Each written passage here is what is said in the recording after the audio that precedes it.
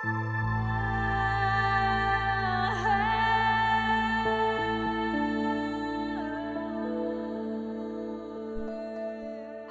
hello, hello, and welcome to Rainbows Rising, where we ascend together. I'm your host, Rainbow Raaja, and today I have Neelam Neelani, yes? Nanwani.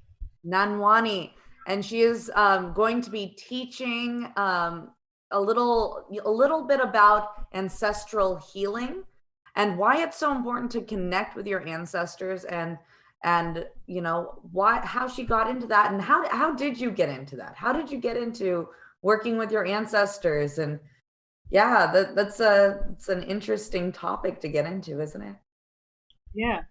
Hi, Emily. Thank you for having me on the show. And it's a pleasure to share my teachings and my learnings with all of you.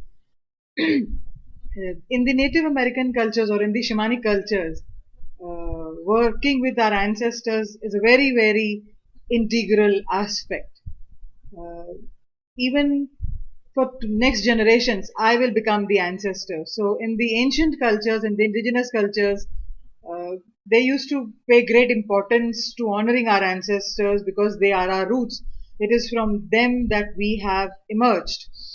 And realizing that today I am my current generation, tomorrow I will become the ancestor for the future generation. So cause and effect. So they used to pay attention to their actions, to their deeds, to their thoughts, and what effect will it have 7 generations down the line? And that's why this aspect is very important because we are where we are today, currently suffering in the way we are going through our struggles and traumas is because of the cause and effect of what we are living and what we have done to this earth. And so it's very important to realize those aspects. So that is one, that we tomorrow will become the ancestors for the future generations, and what the way we conduct ourselves, heal ourselves, not heal ourselves, the actions that we do will have repercussions on the future generations. So that is one aspect of ancestors, working with the ancestral energy. And second, realizing that when we work with our ancestors, we honor our roots. They did what they did in a way that they knew best. And since we carry the same DNA, we also unconsciously have carried within our DNA the same histories, the same trauma, the same beliefs, the same fears, even though we may not consciously realize it. So, since we are a part of the same DNA and the same genealogy, it has scientifically been proven that we carry their imprints within ourselves. So many a times we see that the life that we are living is not our own life. It's driven by the patterns and the aspects of our ancestral lineage. So that is why it is very important to look at ancestral healing, because when we resolve it within ourselves, say for example, there is a belief that I'm carrying from my ancestral lineage that I am not good enough. And that has manifested in my life in the form of lack of abundance, lack of love, or good relationships, in whichever way. So when I resolve and heal that pattern within myself, I am doing 360-degree healing, in the sense that I am healing my previous 7 generations. So I'm helping my ancestors heal the same thing and move on. I am healing my future 7 generations. So this pattern will not be continued in my future generations. I am healing sideways all my siblings and their children, all my uncles and aunts and their children. And so in reality, I'm healing the entire web of life, because we are all connected in this web of life. So if I heal, my ancestral lineage heals, my future generations heal, and they will heal their own future generations. So we are healing the entire society. So the ramifications and the cause and effect of ancestral healing is far reaching, is huge. And that is why ancestral healing is very, very important. Yeah, that's such a powerful sentiment. And I can really see the depth of this very, very powerful work. And it really must be difficult work to do because a lot of the stuff that would be coming up would be very triggering, correct? Yeah, yeah. Because it is believed that we at the soul level were ready to be born into our lineage, and our ancestors see us as a ray of hope to break that dysfunction that has been carried on since generations, whatever that fear based pattern may be, whatever that dysfunction or wounding or trauma may be. They feel that we can liberate them. They realize we are ready. And so at the soul level, those who are called to ancestral healing, it is believed that they have made a contract and the divine has chosen, our soul have chosen this purpose and have entered into a contract with our ancestors to come into our family lineages and break that dysfunction. Now, in order for me to break that dysfunction, I will have to feel it. I will have to see it. It has to affect my life in some way for me to trigger that need for healing and realizing where is this coming from. Many times we keep working on a particular aspect and it doesn't go away, it doesn't heal. But we don't realize that we have not touched the root cause of that aspect. And the root cause may not be our current life, maybe our life of our ancestors who also went through similar histories or similar patterns. And that through our genes is being carried forward to us. And so when we go through that suffering or so through that pain, we realize I can't be having this. And those on the healing journey begin to look for answers. What is happening in my life? Why am I attracting this pattern? Why is this in my life? Why I don't have this? Why I am in so much pain? This could be health wise.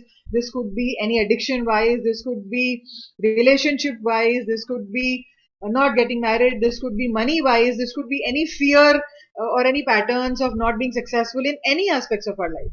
And then when we start digging and digging and digging and digging, and we go to the root cause and we realize, oh, my mother also has this problem of not being honored in the family, or my grandmother or grandfather, and then their their parents, and then we kind of catch a thread. This is the ancestral pattern which is running in my life, and so because it is affecting me, I choose to work on it. I choose to heal that within myself, and when I choose to heal that within myself, it's cause and effect. It goes back 7 generations. It goes forward 7 generations. It goes sideways. Of course, the choice of healing is on the person receiving the healing. And so they may choose through their free will not to receive the healing, but if they choose and if they are ready, then it can go circular and it can heal so many facets of our life and so many people in our life. Absolutely. So let me just ask a real quick question.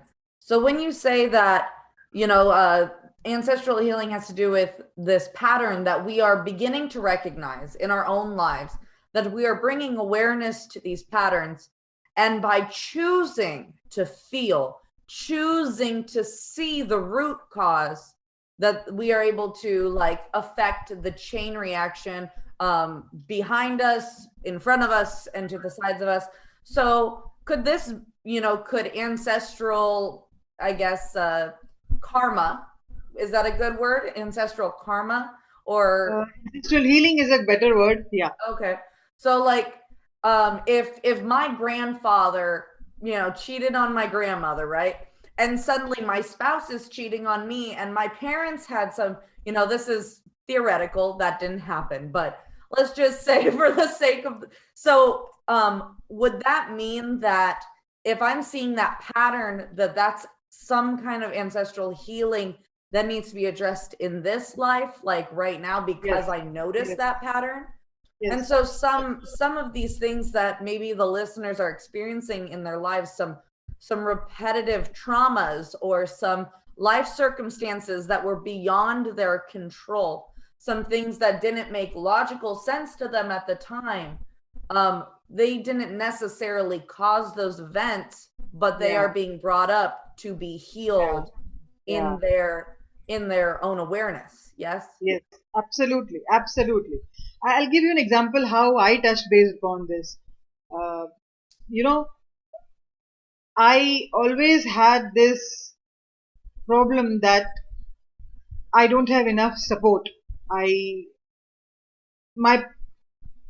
near and dear ones would be the best for the world in terms of giving support and offering help and being there for them. But when it came to my life and my being and my relationship with them, I would not receive adequate support or help from or love from them.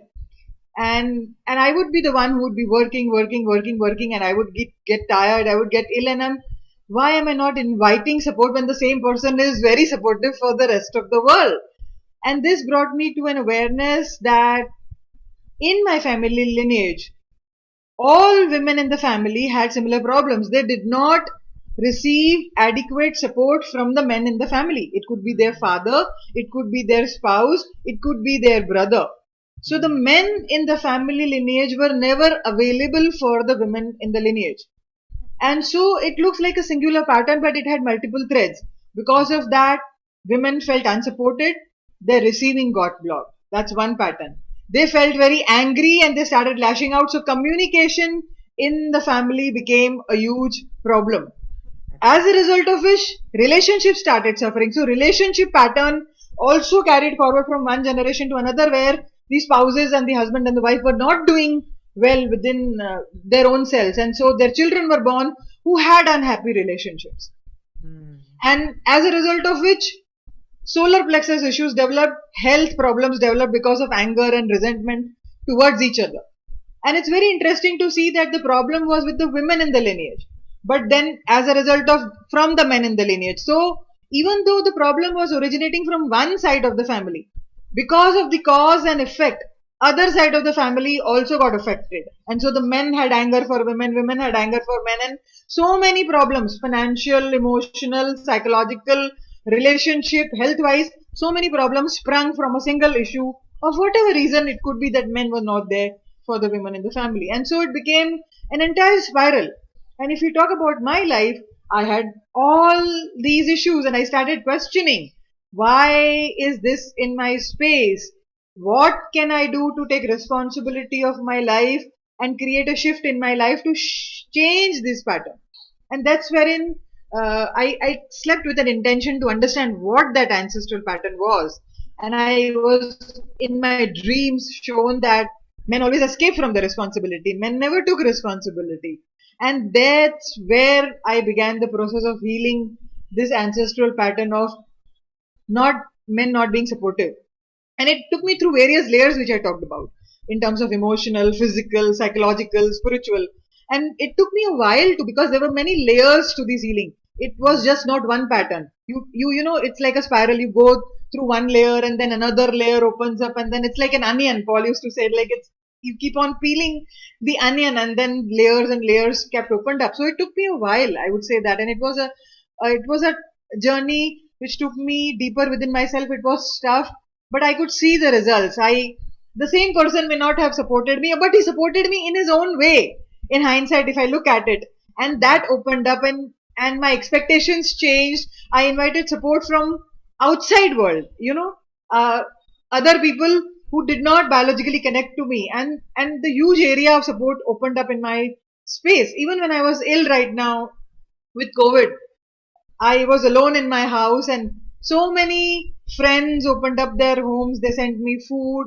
My, male students would send me medicines from different city. I couldn't go out and buy medicines. I wouldn't even have the energy to, look into my phone and order online. I was that weak. And they would look up the chemist shop near my home and they would ask for them to home deliver it. And so I, I received immense support even during my illness. And this healing is all which culminated into me letting go of that belief that I don't have enough support and I'm alone. And it helped me see that the support is actually there, and that healing that I did for so many years to break all these patterns has actually come alive, and I'm seeing the results of that. And so, I mean, it's a sidebar, but yes, illness also plays a role in our lives. It feels very traumatic, but it brings a lot of messages, and it helped me see I can face illness alone. I am not actually alone. I am supported by the universe. So much healing came to my doorstep, and I'm so grateful for doing this work and for this work coming my way, and for all the people that opened up their hearts, and for my own heart to open up to receiving, because that's what it was. The heart was closed. If heart is closed, how can I receive? And so to see the transformation live, it was really heartwarming, really, really heartwarming. Well, thank you so much for sharing that story, because I mean, that was a really vulnerable story to share about your personal life and your family life. And by the way, I am so happy that you recovered from COVID and that there were people over there on your side of the world, like able to support you and take care of you.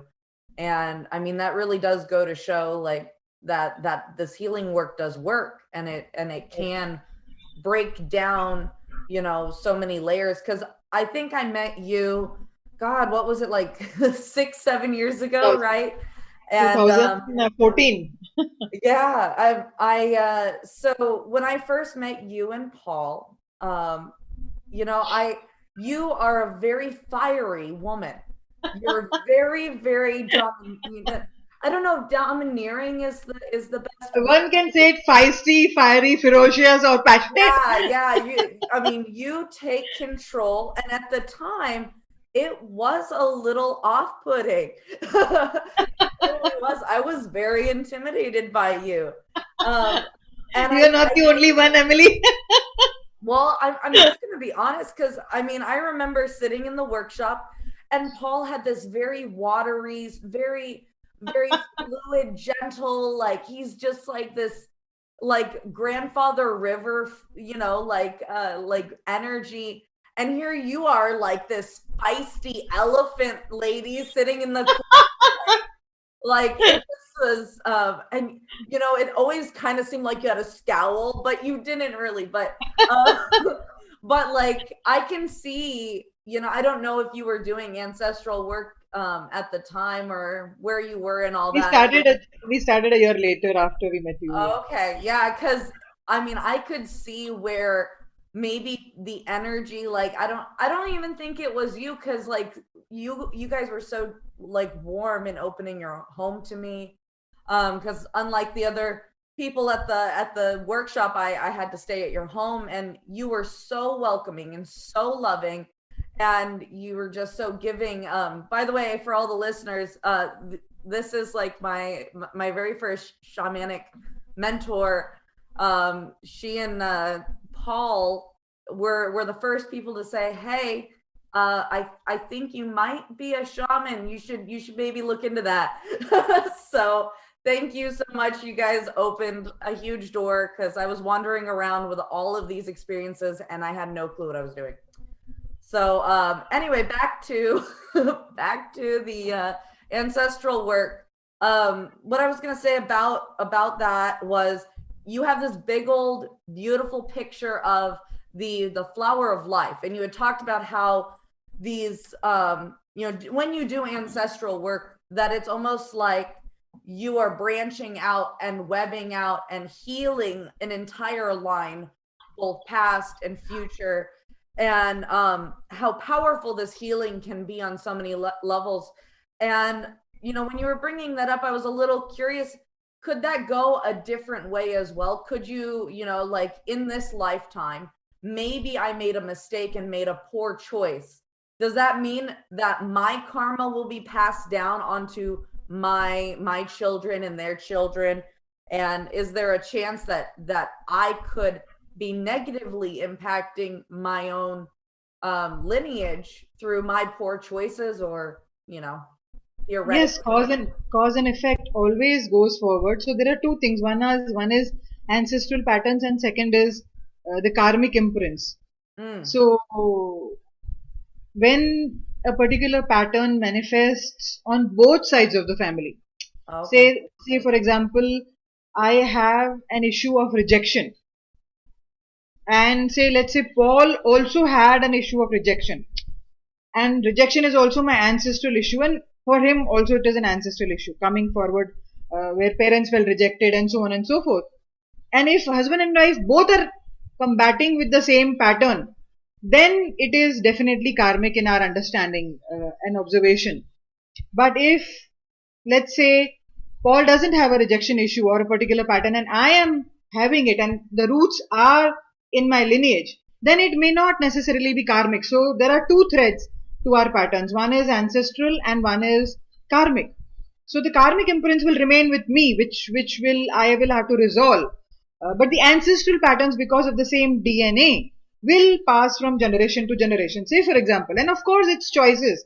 Let's say an ancestral had a piece of land, and they did agriculture, and something happened during that particular, in that ancestor's lifetime, wherein the entire harvest went bad and they went into extreme poverty, after which they chose to give up and never succeeded. And so the imprint and the belief that they could have imbibed at that point in time because of the trauma would be of failure and giving up and hope and despair. Now it's possible that because we are coming from the same genealogy, that I may, and the subsequent generations, and including me, may have that despair or hopelessness or not willing to give it enough try, or that the go-getter attitude, because the failure wound is there in my genes. Now, it's possible that in my current lifetime, this particular pattern may choose to show up in relationships. The core being hopelessness, failure, I am not good enough, and despair. Or it may show up in the same field as finances. I may not feel motivated in my career, or I may keep failing in my jobs, or I may not feel like trying to be, I may not be ambitious, I may choose not to be passionate about my gifts. So the way it shows up could vary in terms of the branches, or it can choose to show up in my health or not manifesting a relationship. Okay. But the core issue could remain the same, is that of failure, or I'm not good enough, or of despair.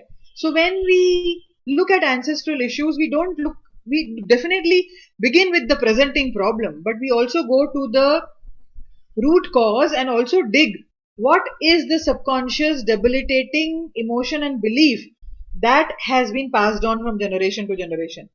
And so when we go back to that belief, we have the power to go back and change that DNA and to change that belief. So in that entire process of ancestral healing, we go back in time, we go back to the ancestor where it started, we re-script the stories, we help them make different choices, we kind of change, ask our guides and our higher self to make those DNA level changes and belief level changes, so that then and let go of that old belief and then bring in the new energy, because it's ultimately everything is energy. So the old belief has an energy, we let go of that so we can bring in the new energy, and the new energy could be I'm powerful, or I'm good enough, or I'm worthy, and I can keep trying, and I can succeed in spite of one failure doesn't mean the end of the world. And so I can bring that new energy, new belief into my DNA, and then that belief can be taken to the doorstep of my siblings, of my aunts and uncles, of my children. Now, depending on where they are in their individual journey, their higher self may choose to receive that gift or may not receive that gift. So, depending on that, the ancestral healing would progress. So, I know I've taken your ancestral course at one Yeah. point. And just based on what you were saying there, it sounds like there are multiple ways to get to an end result. Like, for example, you talked about doing a journey to the lifetime where that root cause of the pattern started, or to Correct. that moment where the ancestor had started feeling certain things that caused a chain Right. reaction.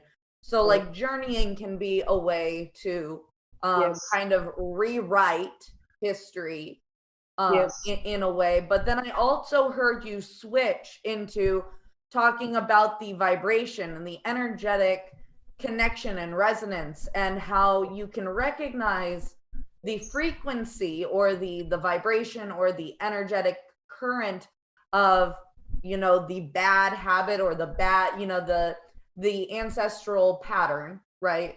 So there's Right. the frequency of that, and then you can shift that to maybe a more positive response or a positive Yes. behavioral pattern that Yes. can help resolve that pattern. But Yes. then on top of that, I heard you kind of move into the last one, which is doing actual energy work, and doing some kind of like doing like affirmations, and like actually giving I guess energetically the offering of healing to all of So those. the ancestral healing that we teach in the workshop has 2 to 3 ways.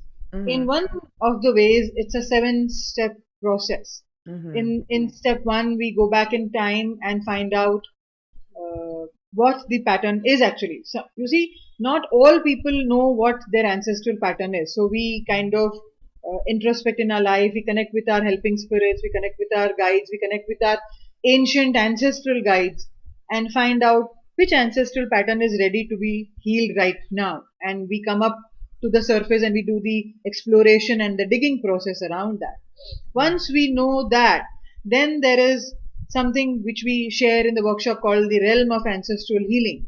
In the realm of ancestral healing, we invite all our previous 7 generations, and then the entire process is guided as to how to do this healing. Once we recognize the pattern, say the pattern was of anger, and then we call forward previous generations, and the whole process is laid out, and we call forward the ancestors and help them heal that. Through that process, help them heal that particular uh, issue, say anger in this particular case. Mm-hmm. Now the next step, of course, the past is healed, but what about the future? We cannot leave a void.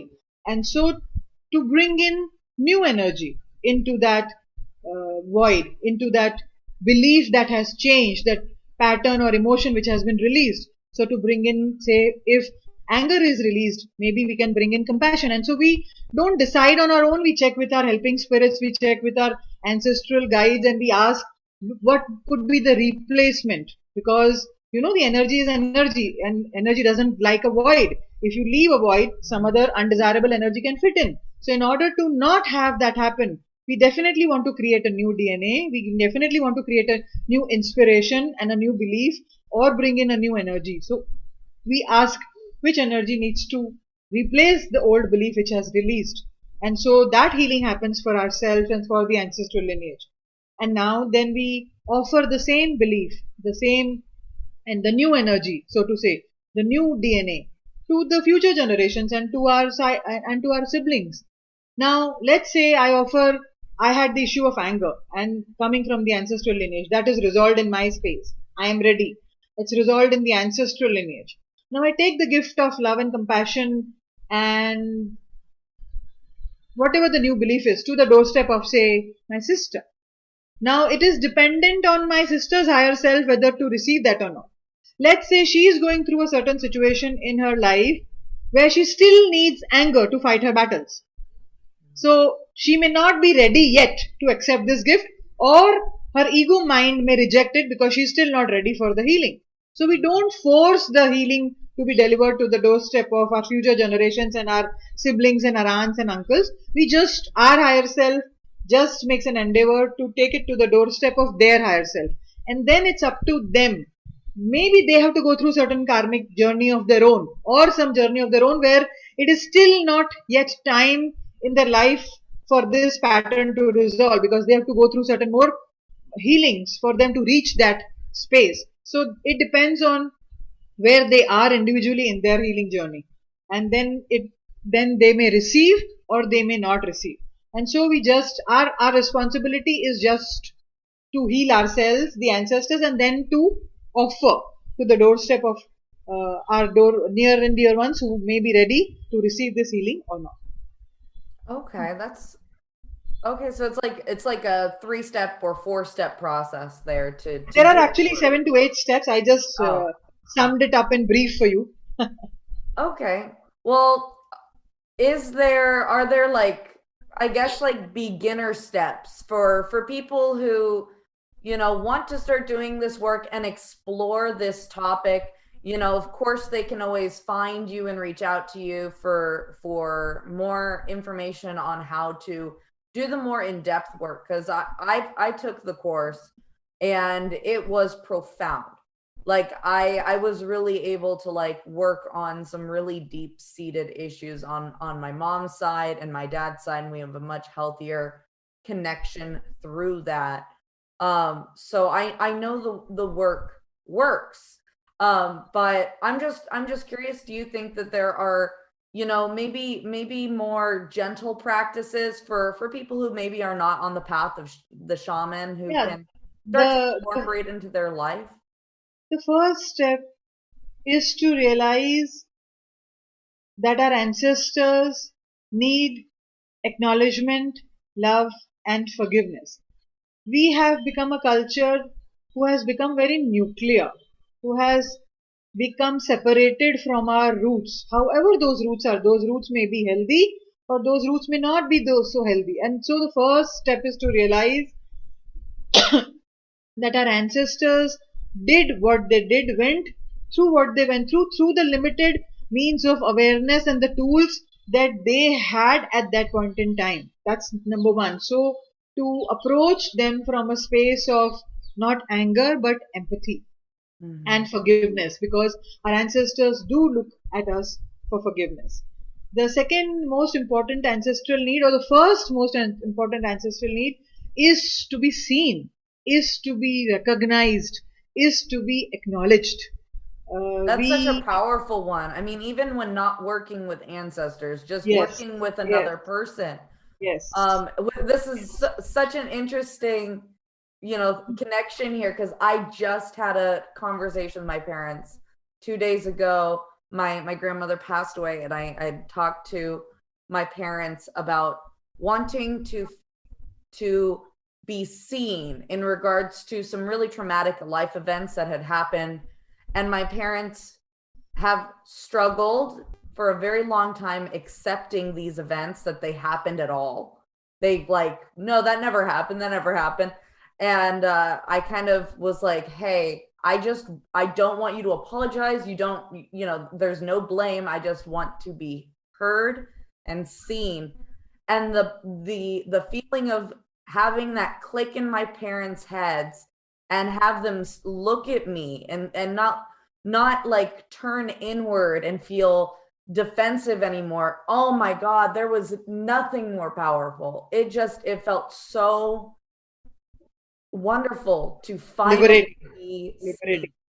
seen. So I know that's the most powerful. That's number one, is seeing your ancestors in the It is. wholeness. And even acknowledging them, we kind of forget that yes, we may not have known them personally. I, beyond my grandmother, don't know my great grandmother, or I don't even know their names, but just with simple intention, whenever we sit in prayer or meditation, we can Absolutely. just remember those who have walked the path before us, from the maternal side and the paternal side, and of course, our spiritual ancestors, the ancestors of the land. If we could simply say, I see you, I acknowledge you, I honor you, I love you, and these simple words will bring back the connection to our roots, to who we really are.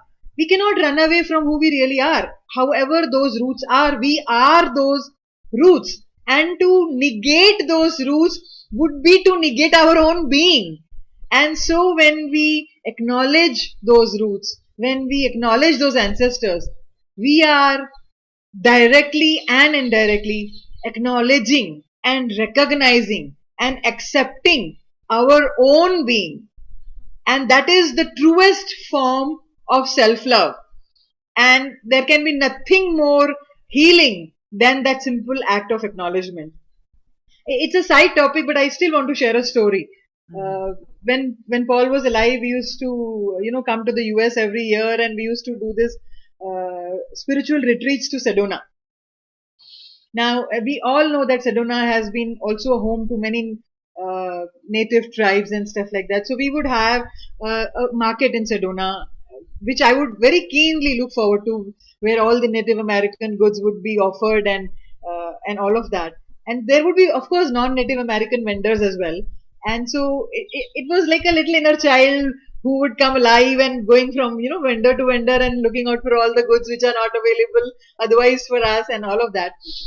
And there was this Native American lady, I think Navajo, I'm not sure, but she had this whole jewelry, handmade jewelry by her tribe and by herself rather, and offering that. So I liked a little, I think it was a pendant for Paul. I liked, and I was just talking to her, negotiating a little bit, and I saw a tinge of sadness in her eyes. We kind of went away.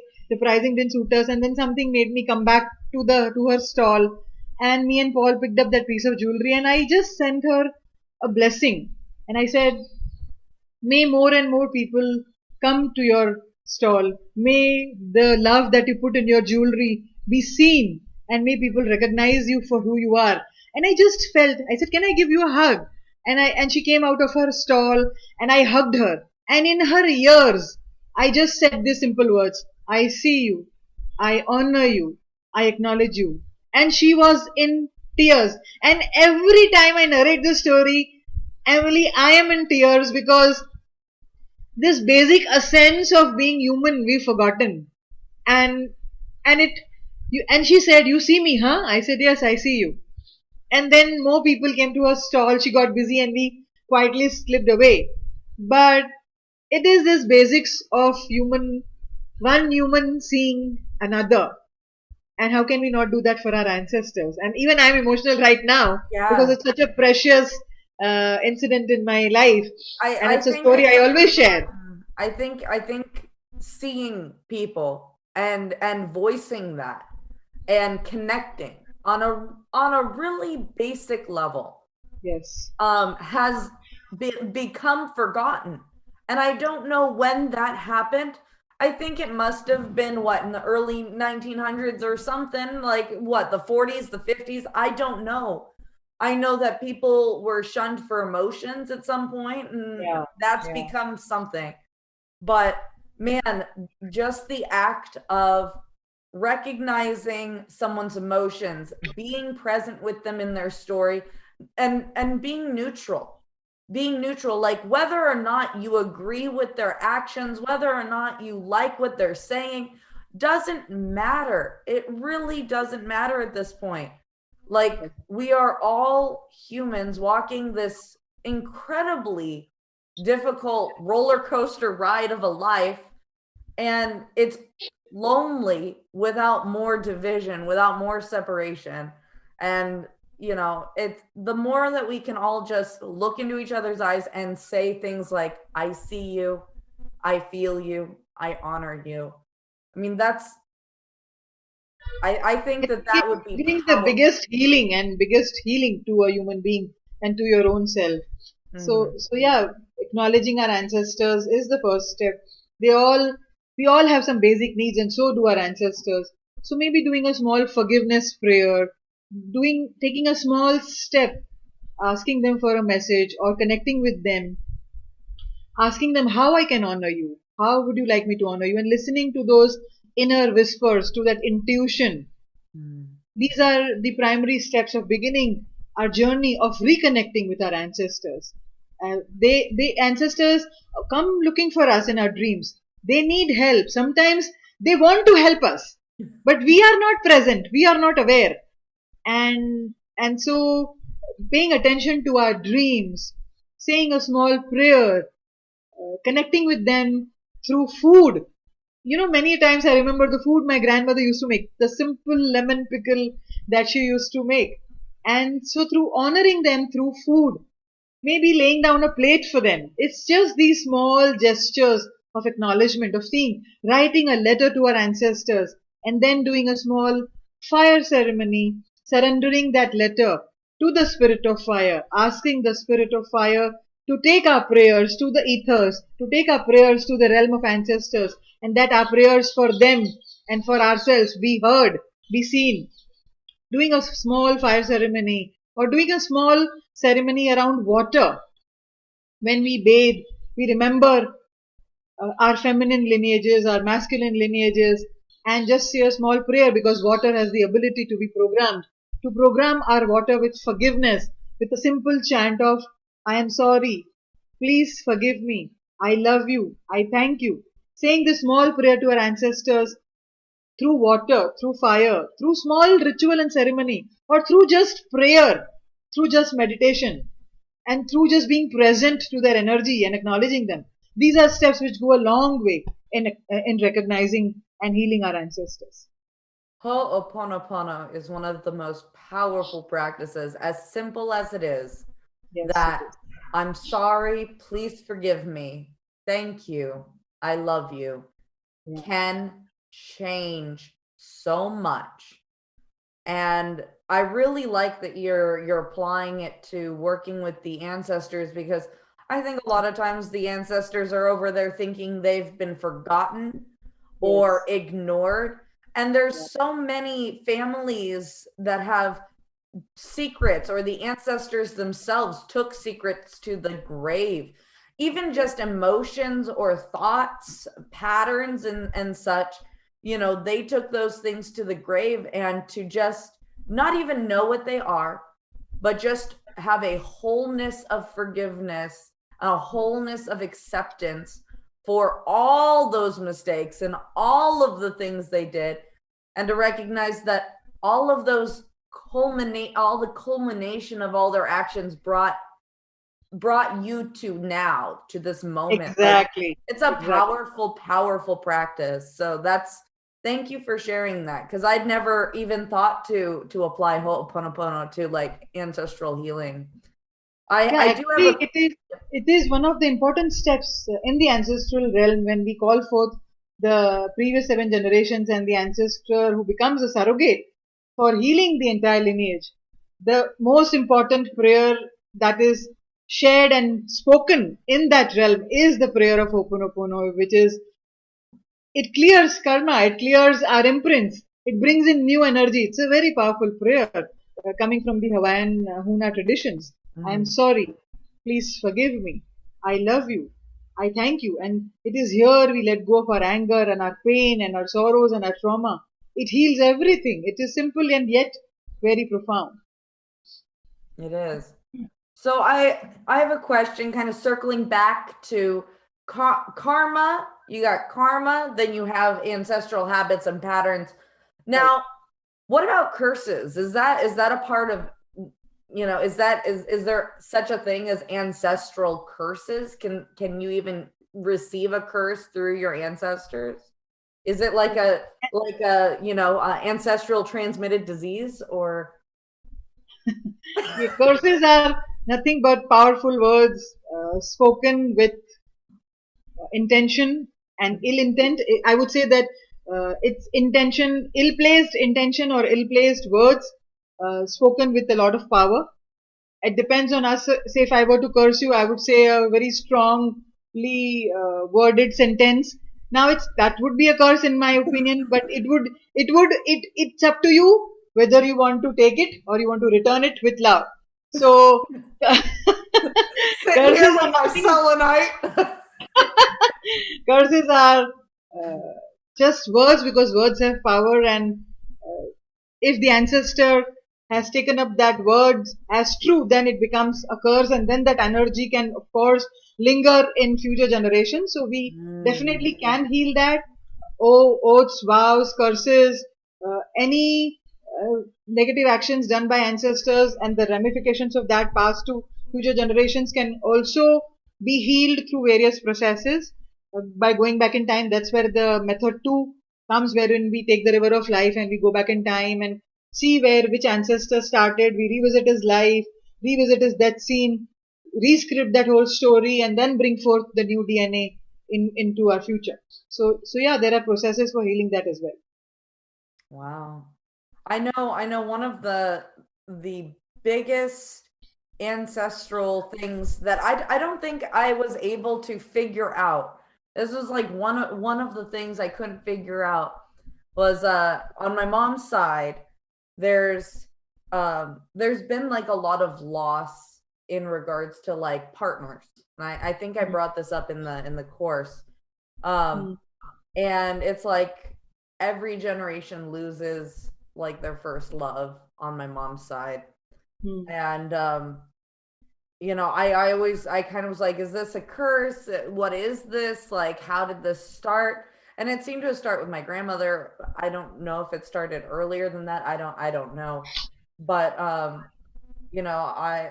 like, how does something like that start? Just, this is more for a personal, because I'm so curious. How does something like that start, and how does it get passed? Well, there can be several reasons why the loss has happened. There could be, as you rightly said, some karmic imprints which are passing on, or it could be some health related issues, or it could be the belief of the women in the lineage that I am not worthy of love, or I am, or that belief of loss. Say, let's say one generation of women, say 7th generation or 10th generation down the line, a woman lost her partner. So that belief and grief was not processed, probably. I'm just giving random, hypothetical examples.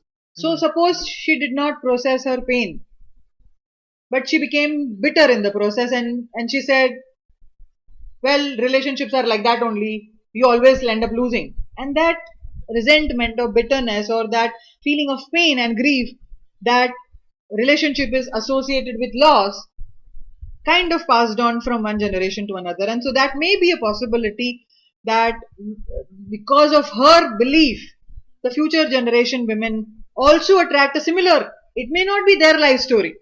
So this is the whole problem with ancestral issues, that many a times we are not living our own story.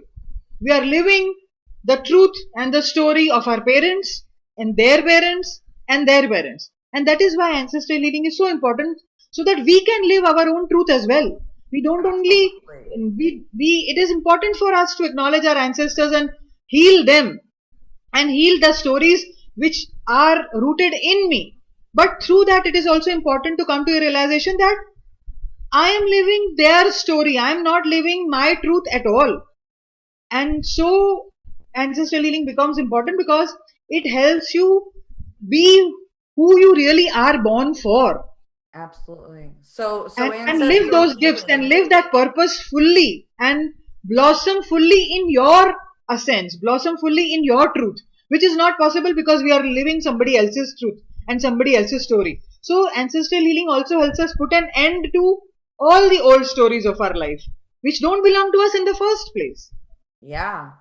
So when you're doing any kind of ancestral healing, you're not just living your truth and like freeing yourself, you're also freeing everyone in your family from True, true. this situation, which can be like such a I mean, gosh, that's so powerful.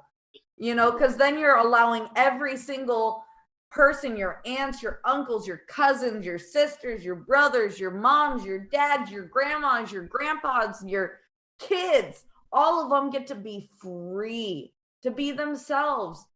Do you Be think themselves. we're ever going to get to a place in the future where there isn't any ancestral healing work to do? Well, No. well, it The depends. answer is And no. so we have to also realize, Emily, Mhm. the current times that we are going through in the pandemic, the way we choose to believe, give into fear, or the beliefs that we imbibe, all that is going to become an ancestral issue for our future generations. So we, in the current times, not only have a responsibility to heal what we have received from our ancestors in the past, but we have to make sure we don't create any new ancestral issue for our future, Yeah. because our children will be our DNA and they will, whether they want it or not, carry what we fear, carry what our pain is into their life. So it's very important for us to recognize that and to choose trust, to choose surrender, to choose healing, whatever situation we may be going through, instead of giving into limiting beliefs and fear and scarcity and all of that. Because we have to remember, we will unconsciously pass it on to our children or to our future generations, and we don't want that to happen. And so that is second part of the ancestral healing, cause and effect.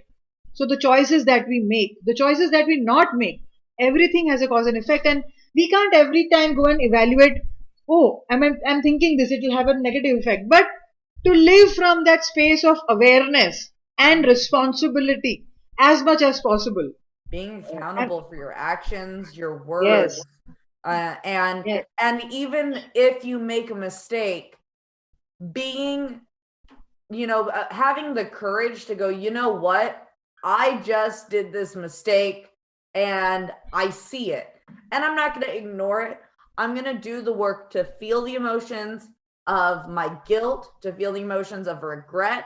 I'm going to feel my anger at myself, and I'm going to allow it to flow through me so I don't have to deal with this or have my kids deal with this or their kids or the kids after that or the kids down the line. Absolutely, absolutely. And Well, it's not all glim and it's not just all dark and mhm. all negative. Our ancestors also had certain good qualities about them, and they had certain gifts.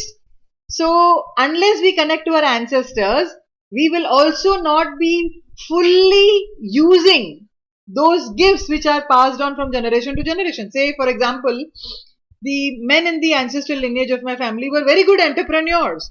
Now, if I choose to ignore my ancestors, I'm also choosing to ignore the gifts of the lineage. And but when I choose to acknowledge the ancestors, I also have the capacity to bring back those healing gifts or those gifts and those strong points, those positive aspects from the ancestral lineage and make my life better. So it's a two-way story, it's a two-way thought. It's not just negative, it's also positive. It's also healing, it's also beneficial. And that is why connection with our ancestors is so crucial. So technically, we're trying to make sure that we're being aware enough that we don't make mistakes, but also do a lot of spiritual work so that our children and their children get amazing, cool gifts, and Yes. that a couple years down the line, we'll have really cool superhero kids, able to fly and do all kinds of yeah. Kidding aside, yeah, Ah, it but is, it is, it is big. Ancestral healing is big, really, really big. it is, and when you were just talking about the gifts, which totally went straight over my head until just now, like, man, I know I got a lot of the gifts that I have, just like these random things that my parents were like, oh, it's just your imagination as a kid, but I know I got them from my ancestors, because we all got that one crazy uncle, that one crazy aunt who sits outside and True. talks to the birds. Woo, woo, woo, woo. That's where you got that from. Right? And we may call them crazy, but in our realm, it's a specialty, it's a gift. It To is. be able to It is. communicate with nature, to be able to listen to voices, to be able to receive guidance, and to be able to heal ourselves. It's a gift. It uh, is. and thank God for this gift, that although it's very traumatic after Paul left, but it is this gift which is helping me be in touch with him, communicate with him, and although it's not the same as the physical reality, as touch, and he's not there to talk to me in a physical way, and so that loss cannot be repaired at all. And I'm not discounting the death, and I went through the grief the last few months, but it's still a reprieve that I'm still able to communicate because of my spiritual essence and my gift, and realize that in the spiritual realm he is still there for me and he's still supporting me.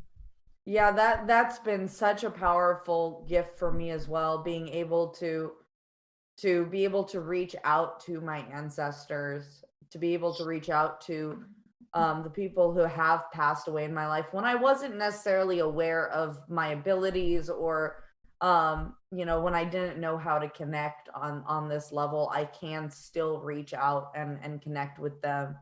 That's been an invaluable tool. Like, I don't know what I would do without it, because I mean, there have been now 3 or 4 times where I was the bridge for my animal, well, two of my animals, and I was the bridge for my grandmother, and I was there, I was in that moment with them.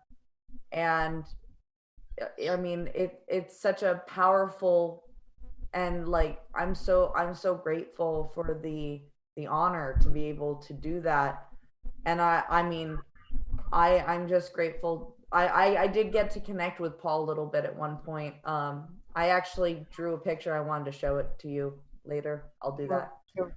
But yeah, it's there's just nothing like it. So if you guys are out there, and you're considering doing some ancestral work, please do. And Neelam, is there any other recommendations or anything you'd like to offer the listeners to give them support in their ancestral work so that they have, a good starting point. So just to reiterate, acknowledgement, validation, love, forgiveness of the ancestors, writing a letter to your favorite ancestor, whomsoever you may know, want to know, connecting with them through their dreams, through your dreams, through some ceremony and ritual, just chanting for them, drumming for them can be very, very helpful.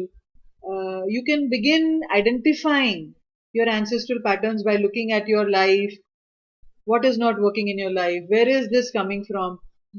Does it get reflected in the life of your mother or father, and in the life of their mother and father? And you can begin to introspect. What can you do about it? If you do not know any process, you can ask your healing helping spirits to show you a process to heal that pattern. Or sometimes even just awareness shifts a lot of things. You can do this Ho'oponopono prayer that we talked about with regards to that pattern that you may identify. I am sorry, please forgive me, I love you, I thank you. Prayers, blessings, forgiveness, ceremony, ritual, these are all simple tools, but they are very, very powerful. And it's time for us to realize that we need to go back to these basics, which we have forgotten. Healing is also simple, and so a lot can shift through prayers and blessings and forgiveness. Absolutely.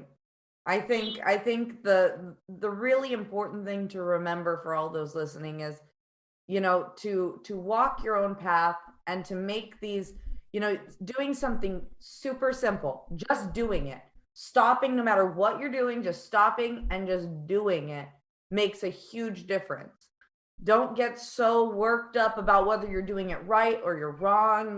That really doesn't matter. It's all about the intention, and it's really about putting your heart into it and meaning it, really, really digging deep into your heart, allowing yourself to be vulnerable. Those are the moments I have really made breakthroughs in working with my ancestors, is when I break down and cry, when I, you know give my full heart of gratitude for all that they sacrificed, for all that they did, for all that they have been doing for me and supporting me. And it is that vulnerability and allowing yourself to go there, because it's scary to go there. And I know you've gone there because I've seen you go there in our classes. I mean, it's so vulnerable, but there's nothing more cathartic than getting to that moment right after you do it. It's so peaceful. It's And so vulnerability is courageous, it is not weakness. And it is when you allow yourself to be vulnerable, you open the doorways of your heart. And when you mm, share from that space, you also receive, because heart is the portal of receiving. We all want to receive love and abundance and relationships and career and good health, but we are afraid to express our emotions, and so we block our heart because we are afraid of getting hurt. But if we allow ourselves and give ourselves that little safe baby step permission to allow that, to open up that doorway of the heart and feel safe to express our pain and emotions and our hurt, the doorways of the heart, the walls come down, the doorways of the heart open, and the whole world is ready to give us, and we are also ready to receive. And how beautiful is that, that vulnerability opens up the doorways to our receiving and to our to you. We always have some people with whom we can feel safe. And if you don't have anybody, you have your guides, you have your power animals, you have nature. Go to spaces of nature, talk to a tree, talk to a plant, touch the earth, give away all your pain to the earth. Earth will never complain, it will transmute it for you. right. Or just write a letter to yourself and just surrender that letter to the spirit of fire. There is no better support than nature available to us in the visible form. Our animal guides, our human guides, our angels, our whole divinity, our soul self, the whole world is available for us to support us if we allow. Oh, yes, yes. Amen to that. That is so true. All of it. All of it. All of it. Soak in this wisdom, you guys. Soak it in. Well, thank you so much for joining me today, for sharing gosh, so just so much information and bringing so much clarity on the subject, and sharing the tools, because these really are like, these are tools that people can apply to their life. And where can people find you, and what are you up to, so that they know where to find you at? So I'm on Facebook. My profile is Neelam Nanwani, Nanwani.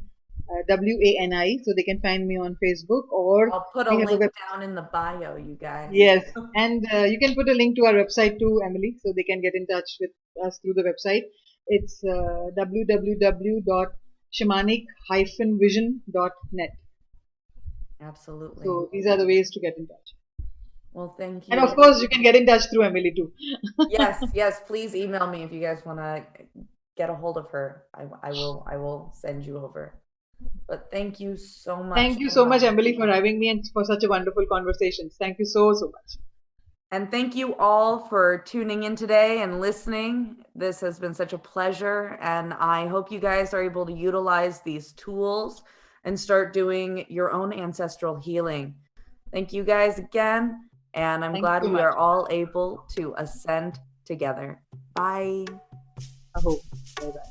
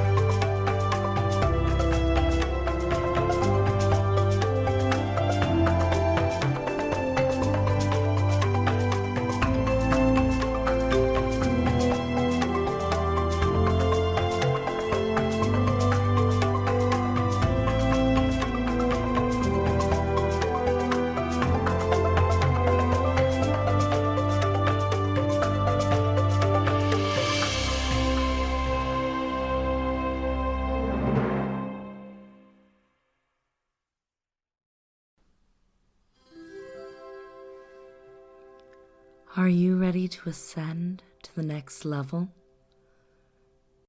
This is Rainbow Raaja, your spirit guide calling. Please be sure to keep all arms and legs inside your vessel at all times. I'm just here to remind you to take some time today. Support Rainbow's Rising podcast. Go. Join the Discord community. Check out the Patreon. Get some stickers, custom tarot cards. Check out the merch. The merch. You know you want to. Go connect with Rainbow Raaja. Maybe even get a session. Who knows? Your support helps make this show possible. And she loves to support you. Help support her too. Once again, this is Rainbow Raaja, your spirit guide, guiding you to your ascension.